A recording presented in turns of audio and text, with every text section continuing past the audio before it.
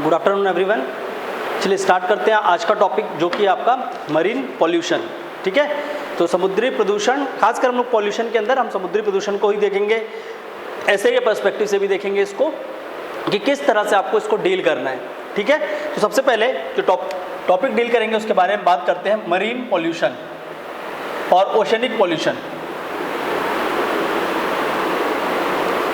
ठीक है, क्योंकि ये जितने भी तरह के आपके प्रदूषण हैं अभी वर्तमान में, जितने भी पॉल्यूशंस को हम देख रहे हैं, चाहे एयर पॉल्यूशंस देखें, चाहे आपका सॉइल पॉल्यूशन देखें, वाटर पॉल्यूशन देखें, तो वाटर पॉल्यूशन के अंदर ये सबसे इम्पॉर्टेंट अभी जो सबसे ज़्यादा हाईलाइटेड चल रहा है वो क्या आपका मरीन पॉल्यूशन।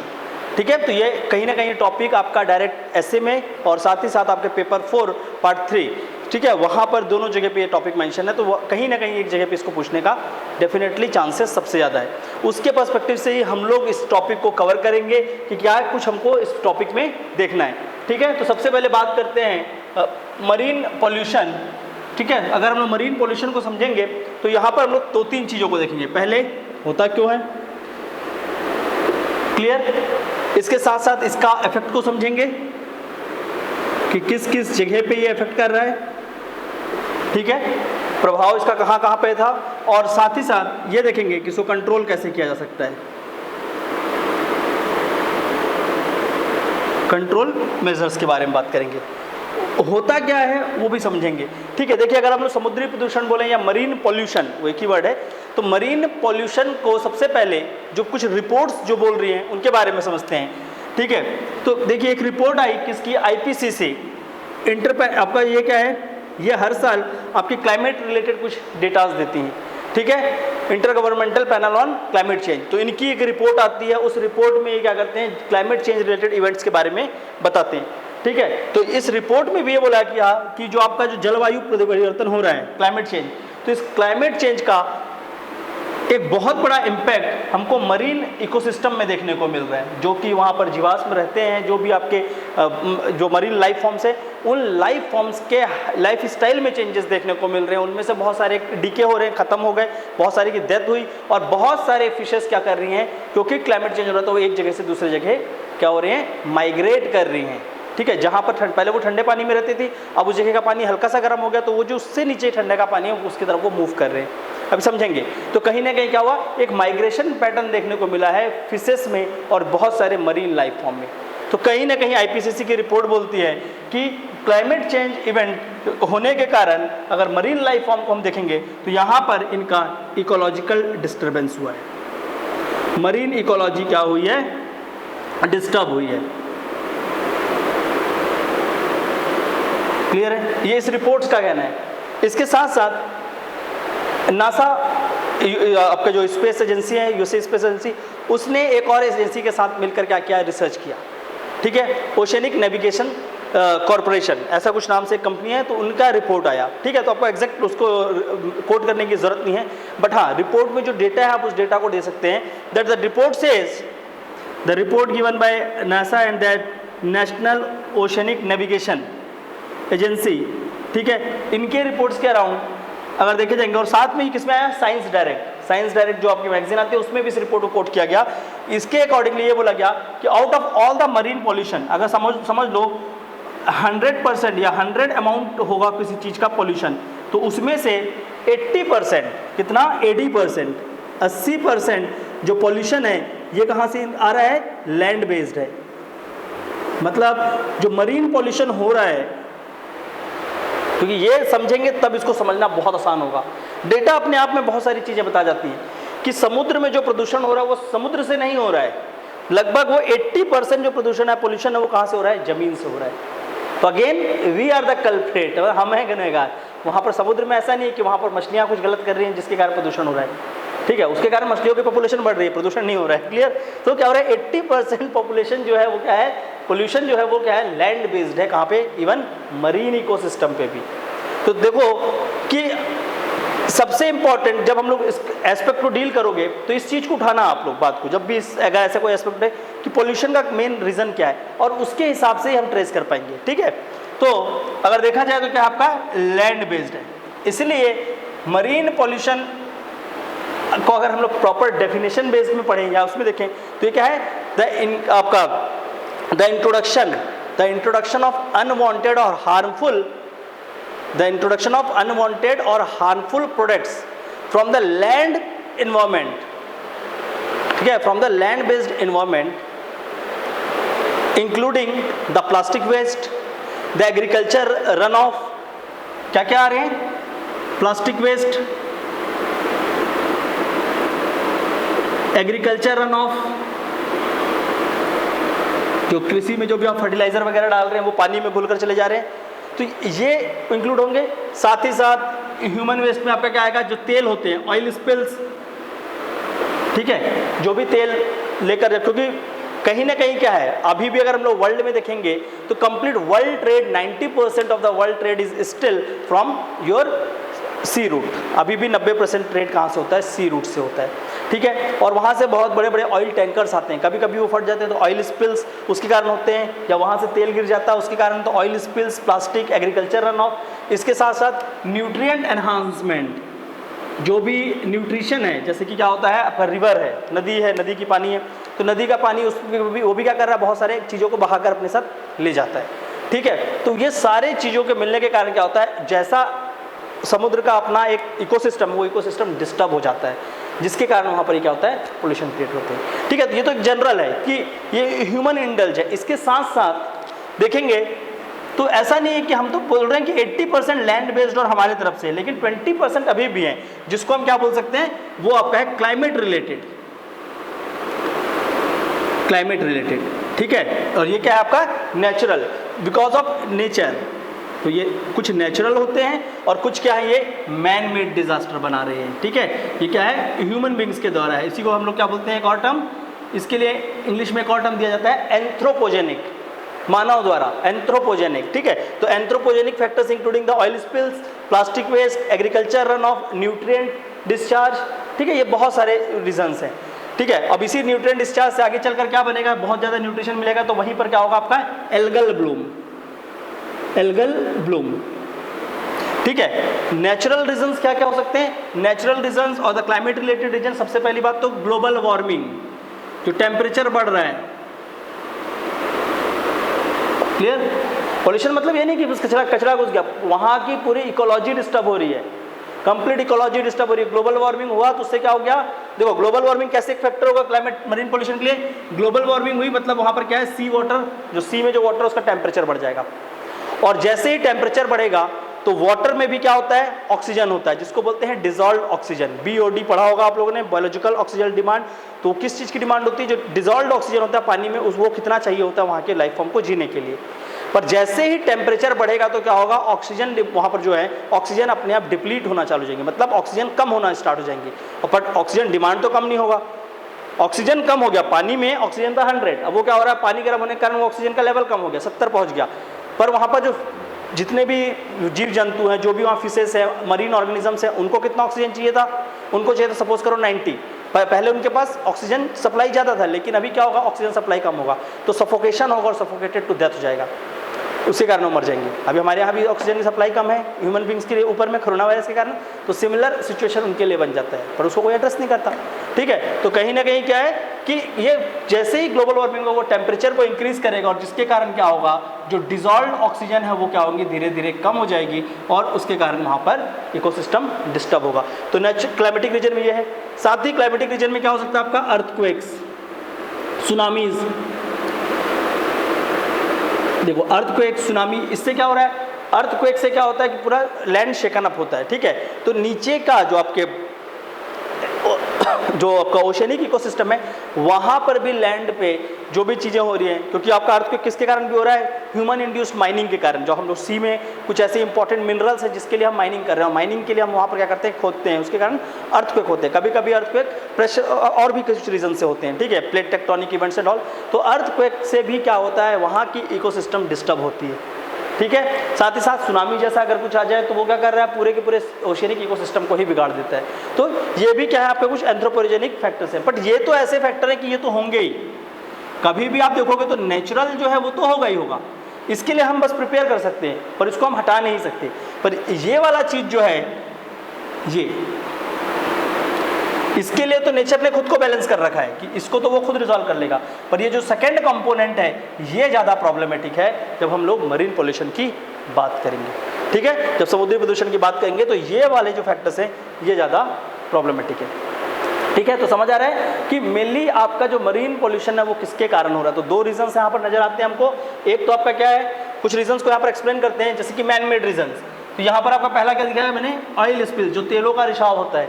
तो रिसाव क्यों होता है, टैंकर्स जा रहे हैं, फट गए, तो वहाँ से कुछ लीकेजेस हो गए, और वो जब यहाँ पर स्पिल्स होता है तो इस ऑयल स्पिल्स का इफेक्ट किसमें देखने को मिलेगा, वहाँ पर जो भी लाइफ फॉर्म्स है। ठीक है, ऑयल स्पिल्स होने के कारण जब वो जो तेल जो है वो पानी में मिलेगा तो धीरे धीरे वहाँ पर जो भी फिशेस होंगी वगैरह उनको सफोकेशन स्टार्ट हो जाएगा, वो सांस नहीं ले पाएंगी, कभी कभी उनके गिल्स में फंस जाता है और उसके कारण उनकी डेथ हो जाती है।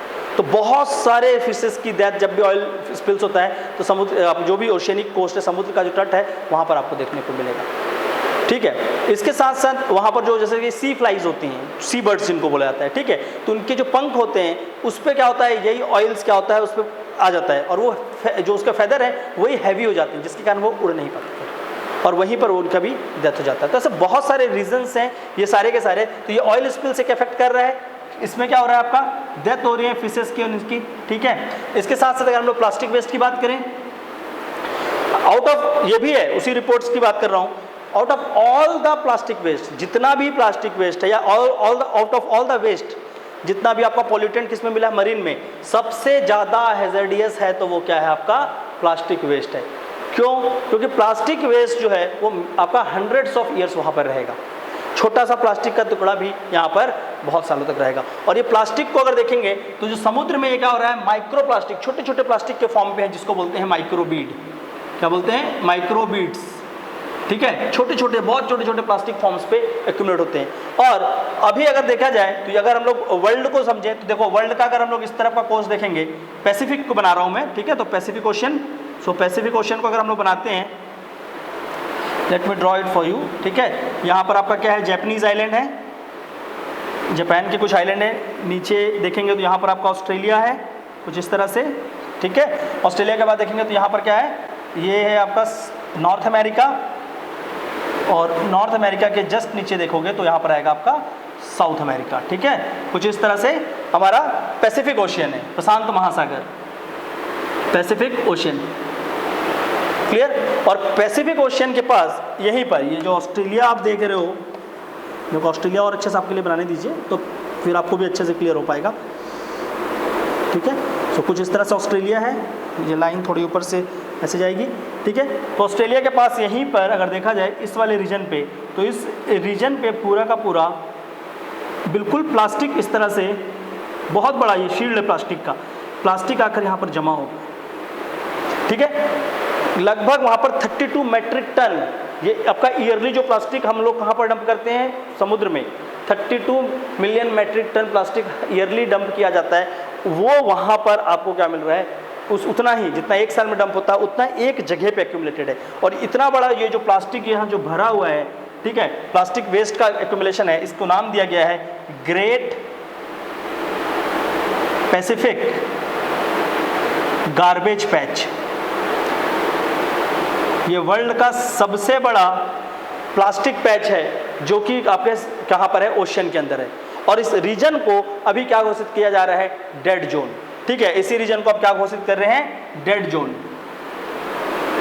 ये डेड जोन क्या होते हैं, डेड जोन वो जगह है जहां पर अब लाइफ पॉसिबल नहीं है, मतलब उस जगह को इतना ज़्यादा वो वहाँ पर पॉल्यूशन हो चुका है कि वहाँ पर अब कोई भी मरीन इकोसिस्टम डेवलप नहीं हो सकता जब तक उसको साफ ना करो, प्रॉपर ना करो, क्योंकि वहाँ पर एक फिश भी हो या कुछ भी हो, अब वो सांस भी नहीं ले सकती, वो इतना ज़्यादा खराब हो चुका है। तो नंबर ऑफ डेड जोन्स, ये जो डेड जोन है आपके ओशियन के अंदर, ये धीरे धीरे बढ़ते जा रहे हैं because of increasing marine pollution. समुद्री प्रदूषण बढ़ने के कारण ये डेड जोन और ज़्यादा बढ़ रहे हैं, और जिसमें एक डेड जोन का नाम क्या है आपका, ग्रेट पैसिफिक गार्बेज पैच। ठीक है, और वो किसके कारण हो रहा है, प्लास्टिक पॉल्यूशन के कारण। इसके बाद बात करते हैं हम लोग अगर, तो ये एग्रीकल्चर रन ऑफ और न्यूट्रिएंट। ठीक है, तो जो भी हमारा न्यूट्रिशन सप्लाई है, जो हमारे फर्टिलाइजर्स होते हैं या पानी में घुलकर वो क्या कर रहे हैं, जाकर समुद्र में डंप हो जा रहे हैं। तो समुद्र में या तो इंडस्ट्री वाले क्या करते हैं, इसी के साथ साथ जो हमारे केमिकल इंडस्ट्रीज़ हैं उन लोग भी अपनी चीज़ों को क्या करते हैं, इंडस्ट्रियल एफ्यूलेंट, तो उनका भी चीज़ क्या होता है, जाकर सीधा इसी समुद्र में डंप किया जाता है। और जब इसको ये डंप करेंगे तो क्या होता है, जो केमिकल है फर्टिलाइज़र वो थोड़ा सा उनका न्यूट्रिशन वैल्यू ज़्यादा होता है, ठीक है। जैसे वो समुद्र के पानी में मिलते हैं तो उस पानी का भी न्यूट्रिशन को वो बढ़ा देते हैं, और न्यूट्रिशन बढ़ेगा, ठीक है। जैसे कि आपका कैसे स्टार्ट होता है, देखो ये क्या आपका लैंड है, ठीक है, ये ज़मीन है, ज़मीन से आप जाओगे धीरे धीरे तो सीधा समुद्र की ओर आप आगे बढ़ोगे, ठीक है, गहराई पे। इसी को बोलते हैं कॉन्टिनेंट, इसको बोलते हैं आपका ओशियनिक सेल्फ, इसको ओशियन सेल्फ बोलते हैं, इसको बोलते हैं कॉन्टिनेंटल सेल्फ, ये समुद्र है, ठीक है। तो समुद्र के अंदर आप जैसे जैसे जाओगे तो ये जो पास के एरिया हैं यहाँ पर जब वो न्यूट्रिशन आएगा तो धीरे धीरे इस जगह पे प्लांट वगैरह जो थे, ठीक है, यहाँ पर जो भी होंगे उनका ग्रोथ बढ़ेगा, और साथ ही साथ ये जो पास के रीजन है यहाँ पर क्या होंगे, जो एल्गी होती है छोटी छोटी, वो यहाँ पर उनका जमाव होगा। और इस रीजन पे जो ऊपर का रीजन है यहाँ पर आपको क्या देखने को मिलेगा, एल्गल ब्लूम। मतलब बाद में इस जगह पे जब सनलाइट ऊपर से पड़ती है तो शुरू में तो यहाँ पर प्लांट का ग्रोथ होगा, बाद में क्या होगा, सनलाइट यहाँ पर एंटर ही नहीं कर पाएगी, और इस पूरे जगह में क्या होगा, जो भी लाइफ फॉर्म थी वो धीरे धीरे खत्म हो जाएगी। और ये बहुत बड़ा रीज़न देखने को मिला किसमें, जब ये रीज़न न्यूट्रिएंट पोल्यूशन के कारण और साथ ही साथ क्लाइमेट चेंज, ये जो है ग्लोबल वार्मिंग, ये दोनों जब एक साथ देखने को मिला अभी प्रेजेंट टाइम में, तो इन दोनों के कारण एक रीज़न बना, और उससे हुआ आपका क्या, कोरल ब्लीचिंग। कोरल ब्लीचिंग मतलब कुछ ऐसे लाइफ फॉर्म होते हैं, आपका जो समुद्र है उसके अंदर कुछ ऐसे आपके लाइफ फॉर्म होते हैं जिनको हम क्या बोलते हैं, कोरल बोलते हैं, ठीक है, प्रबल बोलते हैं या कोरल। वो प्रबल क्या होते हैं, वो है आपका जूज़ैंथली एल्गी, जो कि एक कोरल, एक पॉलिप पे रहता है, ठीक है। पर क्या होने से जब टेम्परेचर बढ़ा और इस तरह से पोल्यूशन हुआ तो ये क्या हुए, उससे वो अलग हो गए, और वो कोरल जो बहुत सुंदर दिखता है वो सफ़ेद कलर का दिखने लगा, उसी को बोलते हैं कोरल ब्लीचिंग। आपको तो ये याद रखना है कि मरीन पॉल्यूशन में एक और टर्म क्या है आपका, कोरल ब्लीचिंग। कोरल ब्लीचिंग क्या होता है, द डिटैचमेंट, ठीक है, लाइन लिखवा देता हूँ मैं आपको, द डिटैचमेंट ऑफ, लिख लीजिए इंग्लिश मीडियम पहले, the detachment of coral polyps from the detachment of coral polyps and not from the detachment of coral polyps and zooxanthellae algae because of rise in temperature or excessive nutrient discharge from the land surface is known as coral bleaching, ठीक है। तो इसको ध्यान रखेंगे, ऐसे मैंने किसी एक और लेक्चर में पहले भी आप लोगों को लिखवाया, तो प्लीज़ याद रखिए कि ये क्या है, कोरल ब्लीचिंग, कि क्यों होता है, ठीक है। खासकर आपका ये सरफेस और एग्रीकल्चर रन ऑफ के कारण यहाँ पर, क्योंकि देखो वो भी अपना एक इकोसिस्टम है, समुद्र में सबसे द मोस्ट, जैसे हमारा क्या बोलते हैं कि लंग्स ऑफ अर्थ किसको बोलते हैं, अमेजन फॉरेस्ट को, तो लीवर ऑफ अर्थ किसको बोलते हैं, कोरल्स को बोला जाता है। और कोरल जो है ये पूरे के पूरे डिक्लाइन हो गए, और इसका एक एग्जांपल बहुत बड़ा 2018 में क्या था, ग्रेट पैसिफिक गार्बेज पैच, क्योंकि कोरल इकोसिस्टम में डिस्टर्ब होंगी, ठीक है। तो याद रखना कि ये कुछ रीजंस हैं जिनका इफेक्ट देखने को मिलता है कि किस तरह से वहाँ के लाइफ फॉर्म खत्म होते जा रहे हैं। इसके बाद बात करते हैं ग्लोबल वार्मिंग रिलेटेड, जैसे अर्थक्वेक, सुनामी जब आया तो सबसे इंपॉर्टेंट देखो, जैसे हम लोग अगर देखते हैं समुद्र की बात करते हैं, सपोज करो दिस इज सी, तो यहाँ पर सी वाटर में जो भी आपका सॉल्ट वाटर है, यहाँ पर क्या होता है आपका मैंग्रोव्स, यहाँ पर क्या होते हैं मैंग्रोव, ठीक है। जब सुनामी आया तो सुनामी ने, क्योंकि सुनामी वेव्स के अगेंस्ट मैंग्रोव्स हमको क्या कर रहे हैं, एक प्रोटेक्शन प्रोवाइड करते हैं, पर साथ ही साथ इतना भी नहीं करते कि पूरे सुनामी को रोक दें, बहुत सारे मैंग्रोव्स उसमें डिस्ट्रॉय हो जाते हैं। ऑयल स्पिल्स होने के कारण भी वो मैंग्रोव इकोसिस्टम डिस्टर्ब होता है, और मैंग्रोव भी आपका क्या है, ओशियन टेम्परेचर या ओशियन को बनाए रखने के लिए एक बहुत इंपॉर्टेंट इकोसिस्टम है। तो आपका जितने भी ओशियनिक इकोसिस्टम है उसमें कैसे बदलाव हो रहा है, तो कोरल्स में बदलाव हो रहा है, वो खत्म हो रहे हैं, ठीक है। साथ ही साथ क्या हो रहा है, आपका मैंग्रोव इकोसिस्टम डिक्लाइन हो रहा है। इसके साथ साथ अगर ग्लोबल वार्मिंग को देखेंगे तो आपका क्या है, ये रिपोर्ट भी है, इसी रिपोर्ट में लिखा हुआ है कि जो फिशेस थी, ठीक है, अगर हम लोग अर्थ को देखें पूरे का पूरा, फिर अब दिस पार्ट, सपोज करिए ये आपका क्या था, ग्लोब है, तो अगर हम लोग ग्लोब को देखें तो कुछ फिशेस यहाँ पे मिलती थी, सपोज करो इस रीजन पे, ठीक है, और कुछ फिशेस यहाँ पे मिलती थी, कुछ फिशेस यहाँ पे मिल रही थी, सपोज करते हैं, ठीक है, कि ये क्या है, फिश 1 है, फिश 2 है, फिश 3 है, नॉर्मल टाइम पे, ठीक है। और उसके बाद आपका क्या हुआ, ग्लोबल टेम्परेचर इंक्रीज हुआ, टेम्परेचर बढ़ा, ग्लोबल वार्मिंग हुआ। तो ग्लोबल वार्मिंग में ये जो फिश 1 पहले यहाँ दिखती था वो कहीं यहाँ पर मिली है, जो फिश 2 यहाँ पे मिल रही थी और वो कहीं यहाँ पे दिख रही थी, फिश 3 कहीं थी वो यहाँ थी। मतलब कहीं ना कहीं जो भी आपके फिशेस हैं या मरीन लाइफ फॉर्म हैं, जो समुद्री जीव हैं, मरीन लाइफ फॉर्म, वो क्या कर रहे हैं, they started migration, they started their migration towards poles. ये किसकी तरफ मूव कर रही हैं, आपके ध्रुव की तरफ। कहाँ से, इक्वेटर से वो पोल की तरफ उनका मूवमेंट स्टार्ट हो गया है, क्योंकि अब यहाँ का वाटर धीरे धीरे पहले से ज़्यादा हीट अप है, यहाँ का उससे थोड़ा कम हीट होगा, यहाँ से कम होगा, तो इनका जो प्रॉपर टेम्परेचर था, जिस टेम्परेचर में वो यहाँ रहता था वो यहाँ चलेगा और ये ऊपर, क्योंकि उनको क्या है, वो उनके लिए तो कोई बॉर्डर नहीं है ना, तो एटलीस्ट बॉर्डर नहीं है वो एक अलग चीज़ है। पर अगर आपके स्पीसीज का माइग्रेशन कहीं से कहीं हो रहा है, that means you have to be very strict इस चीज़ों में होना चाहिए और उस चीज़ के लिए विजिलेंट होना चाहिए। हमको देखना चाहिए कि नहीं ये ऐसा हो क्यों रहा है, और ये रीज़न को समझ कर ही हमको क्या करना होगा, क्लाइमेट चेंज को उसके हिसाब से एड्रेस करना होगा, नहीं तो पता ही नहीं चलेगा। इनका ही तो मूवमेंट है पूरा का पूरा। अगर ह्यूमन हिस्ट्री को ही देख लो पूरा, जैसे ह्यूमन्स हैं, अब सबको पता है कि हाँ ह्यूमन सिविलाइजेशन का स्टार्ट कहाँ हुआ, अफ्रीका में स्टार्ट हुआ, हम लोग सब मानते हैं। पर वो अफ्रीका से इंडिया कैसे पहुँच गए, वो यूरोप कैसे पहुँच गए, कहीं तो कुछ रीज़न होगा ना, लेकिन लोगों ने बस निकल गए, कहीं नहीं निकले उन लोग।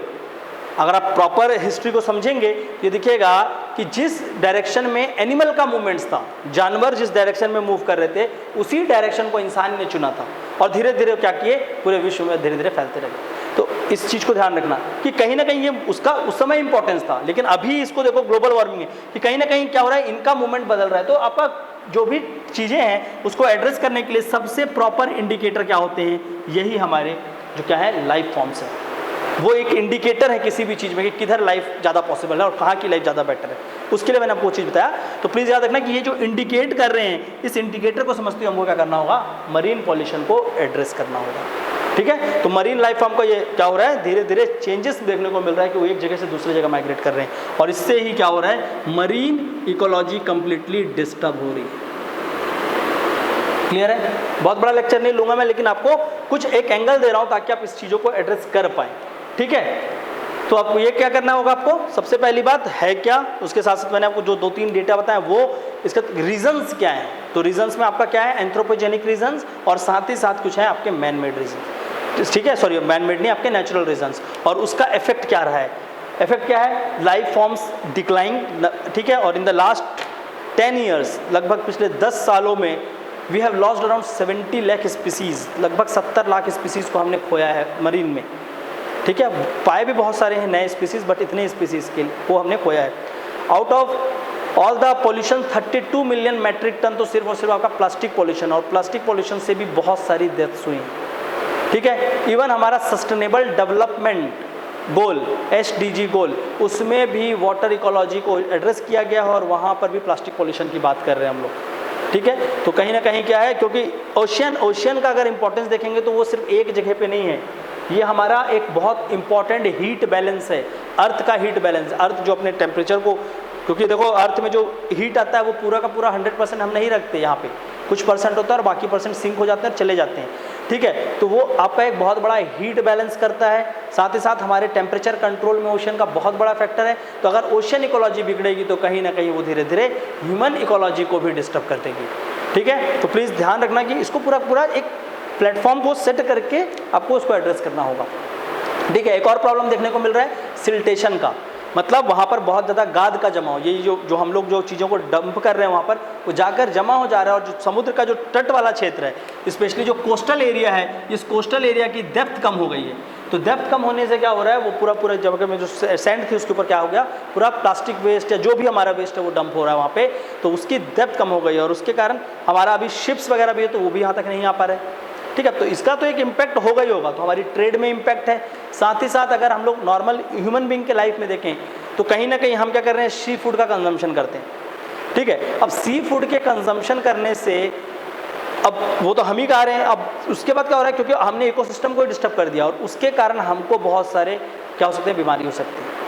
ठीक है, तो ये क्या है, 2 वे है, ऐसा नहीं कि इसका प्रॉब्लम सिर्फ और सिर्फ वहाँ पर रहने वाले इकोसिस्टम को होगा। तो मरीन इकोसिस्टम को हैजर्ड पहुँचेगा, ह्यूमन हेल्थ के लिए ये बहुत बड़ा प्रॉब्लम होगा।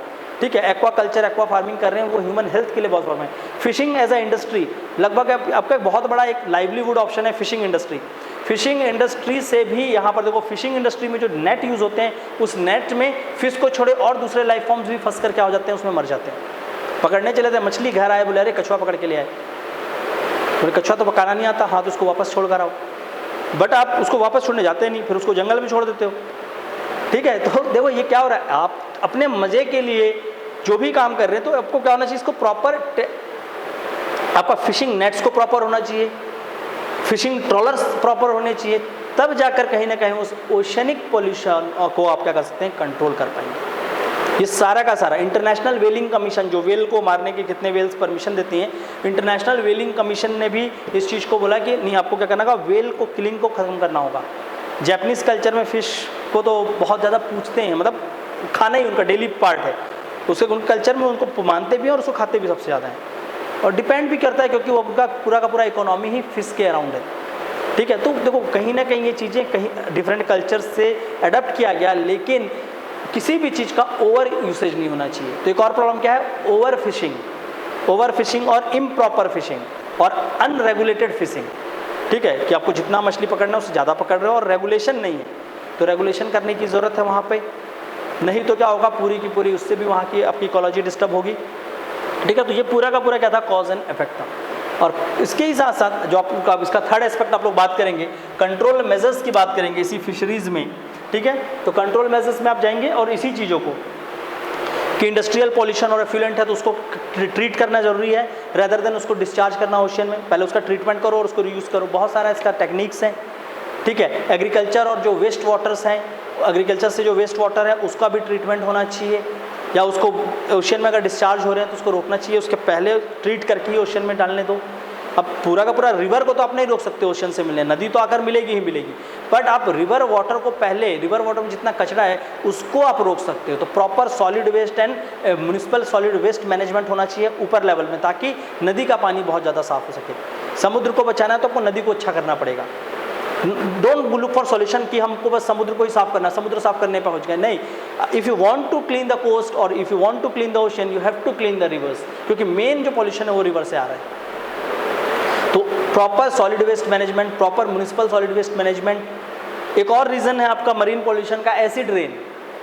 ठीक है, तो एसिड रेन, क्योंकि एसिड रेन जैसे ही एसिड रेन होता है, जो भी हमारे इंडस्ट्रियल केमिकल्स हैं वो ऊपर जाते हैं और वहाँ से फिर वो रेन के फॉर्म में नीचे आएंगे और यहाँ पर मिलेंगे किसमें, समुद्र में।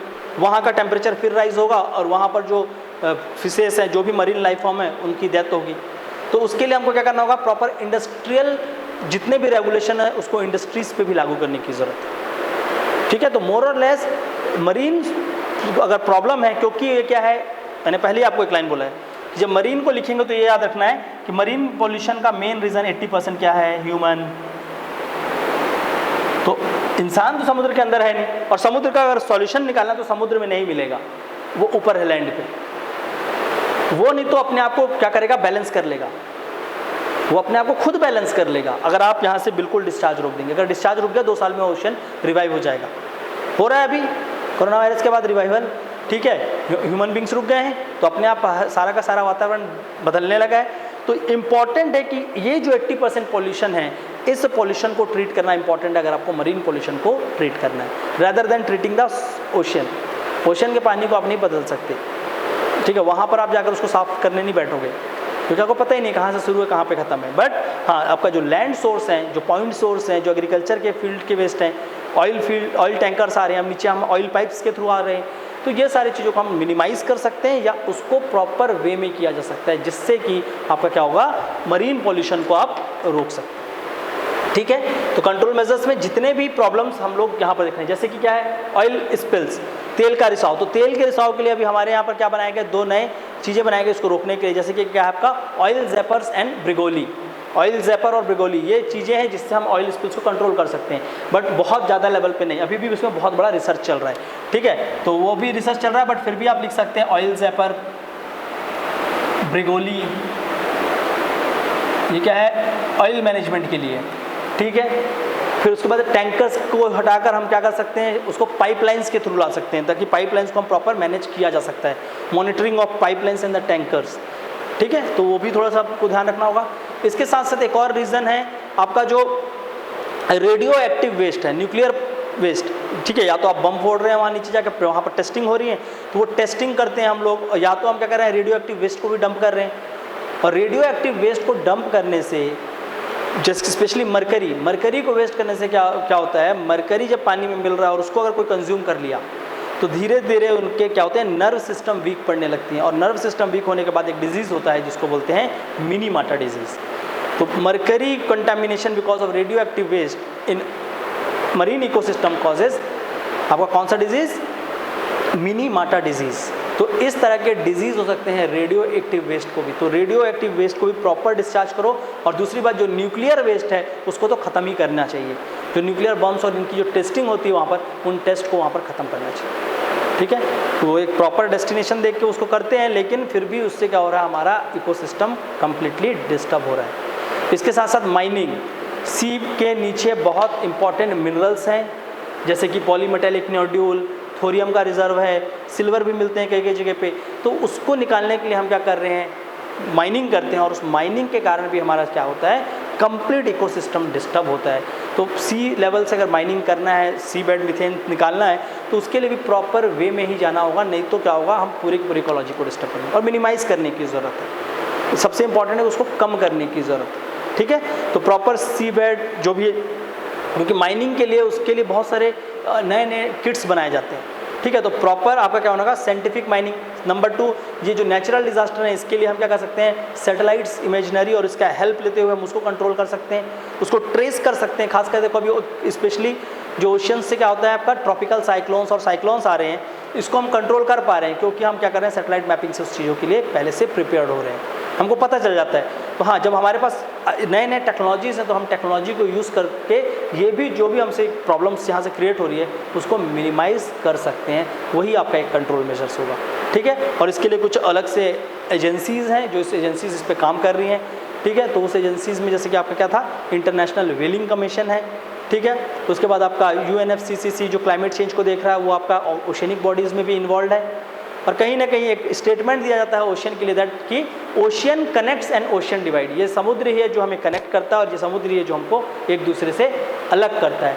सो ये जो कनेक्टिविटी ओशियन ने इंश्योर की है, उस कनेक्टिविटी को हमेशा बनाए रखने के लिए हमको ओशियन की एनवायरनमेंट को, उसकी इकोलॉजी को और उसका जो भी एटमॉस्फेयर, जो भी उसकी एनवायरनमेंट है उसको मेंटेन करना होगा। एंड फॉर दैट ये सारी चीज़ों को जो मैंने आपको बताया इसी के आसपास आप चीज़ों को एड्रेस करेंगे, ठीक है। So this is about something on for the marine pollution. कभी भी ये पूरा एक टॉपिक ऐसा नहीं आएगा कि आपको पूरा का पूरा मरीन पॉल्यूशन दे दे। एक हाँ 10 मार्क्स के क्वेश्चन के लिए देगा तो ये तो मोर देन इनफ है। बट आपका हाँ ऐसे में अगर ये आता है तो क्या होगा, पॉल्यूशन जब आप बात करेंगे, अगर प्रदूषण पे कोई ऐसे आ रहा है, क्लाइमेट चेंज पे कोई ऐसे आ रहा है, प्रदूषण पे आया, क्लाइमेट चेंज पे आया, तो यहाँ पर इसको आप यूज़ कर सकते हैं एक अलग से 1 या 2 पैराग्राफ पे ले जाकर, ठीक है। और डायरेक्ट अगर इस पर ही पूछेगा तब भी आप लिख सकते हैं, क्योंकि हमारा ऐसे कितना है 750 वर्ड्स का। तो रीजंस इतने सारे हैं और सॉल्यूशंस मोर और लेस वही हैं जो बाकी हमने सॉल्यूशंस डिस्कस किए थे जब पॉल्यूशन वगैरह के बारे में, तो उसमें से आप कोई भी चीज़ों को यहाँ पर लेकर डाल सकते हैं, ठीक है। तो प्लीज़ ध्यान रखेंगे मरीन पॉल्यूशन और उसके जो 3-4 एस्पेक्ट्स हैं, जो मेजर एस्पेक्ट्स हैं, उसको यहाँ से ध्यान रखेंगे। Thank you.